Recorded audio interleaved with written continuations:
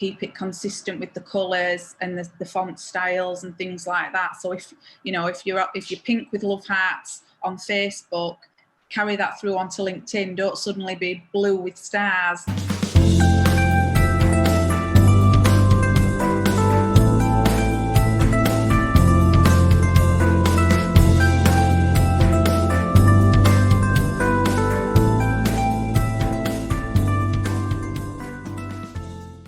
Hi everyone, welcome to another Marketing Snapshot with me, John Cleary. And this week I've got Leanne Kelly with me. Hi Leanne. Hi John, how are you? I'm good, thanks. You? Yes, I'm good, thank you. All good. Good. Leanne, do you want to tell us a bit about what you do? Yes, I run a business called Jakenna Creative Design, and I create branding design predominantly for women in business to help their brand make an impact. Fab. Okay. So why is brand important? I think it sets you apart. It's like a differentiating factor, particularly at the moment. You know, the online space is a crowded place, so having branding, which includes colours and patterns and textures and things like that, that makes you stand out, I think it is important, and it's all sort of created in a way that reflects your personality and your business, and also potentially attracts those ideal clients that you want to work with. Okay, interesting. So how do you know what your brand is? How does that work? There are lots of foundations to a brand. I think you need to look at things like the vision that you've got through it, and where you want to see yourself in the future, where you want to position yourself, things like your brand personality and ideal clients. And it's piecing all those things together and coming up with sort of styles of fonts and the different colours and things that sort of are relevant for each of those different areas, so that it all ties together in a sort of way that makes sense to the people that are looking at it from the outside. Okay. Yeah, so it sounds very similar actually to what I do with brand photography. It's you know, about understanding what makes the person tick and what makes them different and all that stuff, and then building a brand around them so that kind of suits their personality and what they do and all that stuff. Yeah, it's sort of designed in a way so that it makes a connection with your audience. I guess it fast tracks that, really. You've got the messaging and things like that that works within your marketing and the tone of voice that you use, but oftentimes it's that visual presence that people see first when they're, you know, scrolling, busy lifestyle and everything. So you need sort of imagery and things like that stop the scroll and resonate with people. Absolutely, yeah. And I was talking to a copywriter a few weeks back about this, about how kind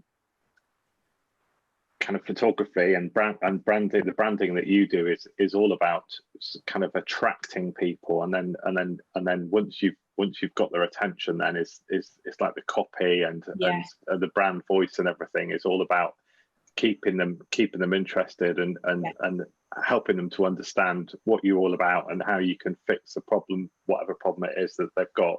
Yeah, that's absolutely right. That's exactly how I describe it, really. Yeah, it's that initial attraction, drawing people to you, well, almost like a magnet, I guess. The right people will be attracted to your brand if it's styled in the right way. Fantastic. So how do you, because obviously you're not the only branding person in the world. How are you different from other branding people? What makes you different to other people? I tend to sort of create the emotion behind a brand first. A lot of people would start with just a logo design and work outwards from there.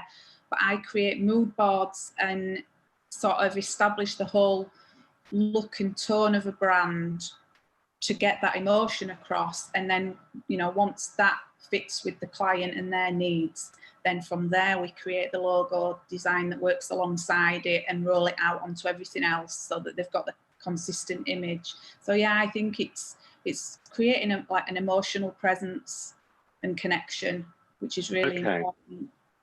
Yeah, absolutely. So how do you come up with that kind of emotion in the first place then? Is that talking to the client, or is it just kind of throwing a load of ideas at them and seeing what sticks, or how does that work? It's based on initial conversations to get to know people and going through a questionnaire, a bit of a deep dive on like where they want to be in the future and why they do what they do and who they'd like to work with and ways that they describe their personality and the personality of their ideal clients. And then it's piecing it all together in a way that makes sense visually in a board. Yeah, and it must be so rewarding that if you enjoy what you do as much as I enjoy, it's just so lovely to kind of help people feel like they're kind of somebody's got them, if you know what I mean, and kind of gets what they're what they do and what have you. Yeah, that's absolutely right. And every client's different and has their own unique style. So it's fascinating to work on. It's such an enjoyable process to work through with each client. Yeah, fab. So who are your ideal clients? Who are the sort of people that you generally work with? Predominantly female based, I think. Right. Just, from my side of things, I resonate with a female audience that bit more and can create the designs that complement them more. So it's kind of coaches and therapists, service providers, that kind of thing. Right. I tend to, my sort of why I do what I do, it's like the ripple effect. So I can't coach somebody or, help the mindset or help them to heal old wounds or provide other therapies that make a difference. But I can create branding that elevates the women and the brands that do have a place to do that. So it's like that ripple effect. So how does brand photography fit in with what you do? Do people generally, do they come to you with photos, or they haven't got photos yet, or how does all that thing mesh together? It varies and it can work in both ways. I do have some clients that have already had brand photography done and they come to me and I can incorporate that in things like, LinkedIn headers or Facebook headers and things. But on the other side, there are clients that want to get the branding done first and then they can use elements from that perhaps and have it reflected in some of the photography. Like a client of mine recently, we did a branding based on her favourite pair of boots. Right. The colour scheme, she likes quite funky shoes and boots. Okay. So the colours we picked out were reflected those, but then she's had a brand shoe and she was wearing the boots, of course. So yeah, well, it can be rude not to. work in different ways. Have you got one tip that you could give anybody watching this that they could implement in their business that's brand related, obviously, that would help move their business forward?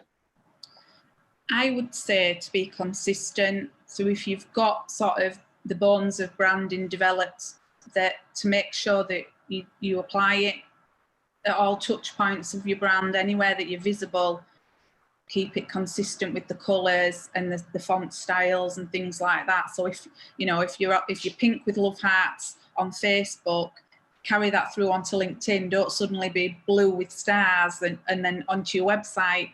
The same again, just making sure it's consistent. So any customer that's visiting you in different places, checking you out and seeing what you're up to and what you can do for them, there's no interruption in how they're looking at you and how you're visually coming across, because it's so easy to lose someone's attention if they get confused or think they might be in the wrong place. Then you can lose them within seconds. So yeah, consistency is a really big thing.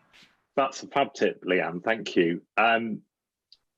If anybody wants to get in touch with you, where will they find you? I'm on LinkedIn, and I also have a Facebook page, the kind of creative design brand stylist. So I often showcase my work on there and and things like that. So yeah, I'm contactable in either of those places through DM if anybody wants. Okay, fab. So that's Leanne Kelly or Jakenna, Jakenna. Is that right? Right. Yeah, that's correct. Jakenna Designs, fab. Good. So if you'd like to get in touch with Leanne, that's how you do it. If you've enjoyed this, then please like or share or comment. It's always great and helps get spread the word. Would love it if you did that for me. Leanne, thanks so much for your time today. It's been great to chat with you. It's been a pleasure, John. Thank you for inviting me on. You're welcome. And thanks for watching, everyone. And we'll see you next time.